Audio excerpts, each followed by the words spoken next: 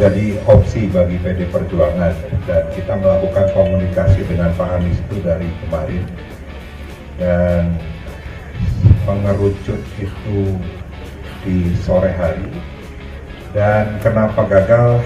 Kita menghadapi sebuah tantangan yang sangat besar, tangan-tangan yang tidak menyetujui Pak Anies diusung oleh PDI Perjuangan.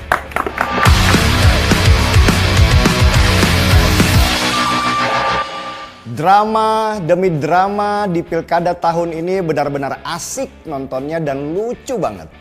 Mirip film komedi yang kita kaget-kaget dengan plot twistnya yang gak ketebak kemana nih arahnya. Dan berakhir dengan anti klimaks yang bikin perasaan banyak orang jadi nano-nano atau beragam rasanya. Ada yang sedih, ada yang kecewa, ada yang gembira, ada juga yang lega. Saya itu termasuk yang lega. Drama pertama adalah drama Ahok yang tidak jadi dimajukan di Jakarta. Karena mungkin PDI Perjuangan punya pertimbangan yang kita nggak tahu ada apa. Tapi bisa jadi PDI Perjuangan harus mengurangi tekanan pada partainya yang sekarang lagi lemah-lemahnya akibat dihajar habis-habisan di Pilpres kemarin. Kita tahulah Ahok itu nggak disukai oleh para naga-naga di Jakarta karena kebijakannya itu bikin susah mereka. Belum lagi tekanan dari banyak arah karena Ahok punya potensi besar untuk bikin situasi lebih panas sesudah Pilpres dan sesudah demo besar revisi Undang-Undang Pilkada. Nah, yang menarik di sini kemudian muncul isu bahwa Anies Baswedan mengisi posisi kekosongan di PDI Perjuangan dan akan dimajukan sebagai calon gubernur di Jakarta dari PDI Perjuangan. Saya termasuk yang sangat tidak setuju kalau Anies maju di Jakarta lewat PDI Perjuangan. Meski banyak teman itu yang bicara, yang penting menang dulu, yang penting menang. Terus saya bilang, iya kalau menang. Kalau kalah gimana? Habis nama PDI Perjuangan, dia akan ditinggal banyak simpatisannya yang idealis. Kalau PDI Perjuangan kemarin akhirnya mencalonkan Anies, maka saya yakin partai itu akan terbelah dua dan menjadi bahan cemoohan karena banyak kader yang bagus dari dalam.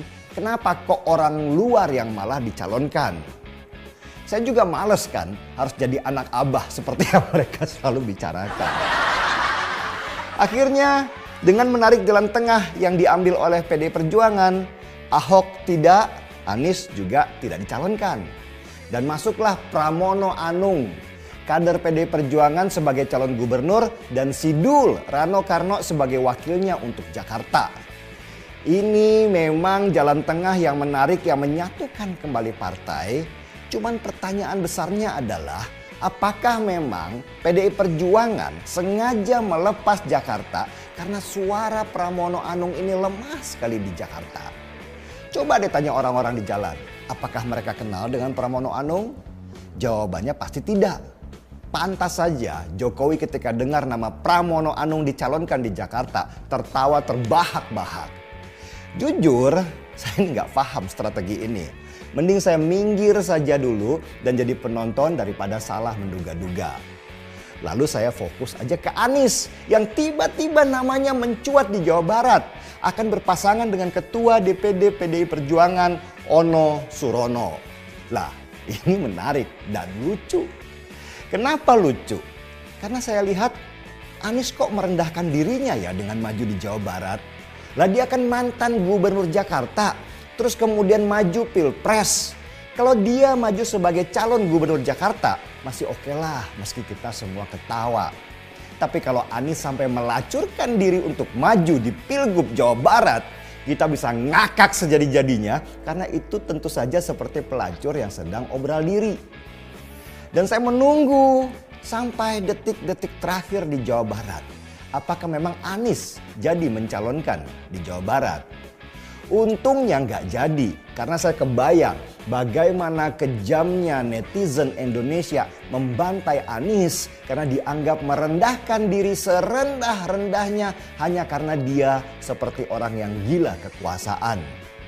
Dan kalau Anies jadi di Jawa Barat, maka pendukungnya pasti banyak yang akan lari karena mereka menganggap Anies sama saja dengan banyak politisi lainnya yang hanya mengejar jabatan. Anak-anak Abah bisa pada berantem sendiri nantinya. Entah siapa ngeprank siapa. Apakah waktu di Jakarta Anies diprank atau di Jawa Barat Anies balas ngeprank? Yang tahu itu hanya mereka. Tapi jujur, saya kehilangan ketika Anies nggak jadi nyalon. Saya selama 5 tahun Anies jadi gubernur Jakarta merasa terhibur dengan lawakan-lawakannya mulai dari Tugu Bambu, Waring Hitam, dan quote-nya yang mendunia seperti "We don't know what we don't know" atau yang disingkat WK, WK, WK. Nggak ada Ahok, pilkada nggak rame. Nggak ada Anies, pilkada juga nggak rame. Perseteruan mereka berdua di Pilgub 2017 malah membuat orang banyak melek politik dan tertarik mencari berita politik. Anies dan Ahok memang ikon politik selain nama Mulyono yang sedang trending sekarang. Saya hanya bisa mendoakan lah. Anies semoga sehat selalu ya. Mungkin lebih cocok jadi dosen aja. Karena Anies itu pandai berkata-kata tapi nggak bisa kerja. Anies adalah ahli teori sedangkan prakteknya nol belaka. Kadang memang manusia itu harus paham di mana kelebihannya sehingga dia jadi nggak salah arah. Waktu 5 tahun menganggur ini Anies bisa kontemplasi apa yang salah dari saya. Jangan-jangan salah semua. Pilkada kali ini saya hanya jadi penonton sajalah. Karena nggak ada sosok yang saya kagumi yang harus saya bela. Mending ketawa-ketawa aja sambil nyentil sana sini. Bebas sebagai masyarakat biasa. Saya akan banyak fokus di film dan mempekerjakan banyak orang. Karena lebih baik jadi lilin di sekitar kita daripada memaki gelap selamanya. Salam hormat teman-teman dan kita seruput secangkir kopinya.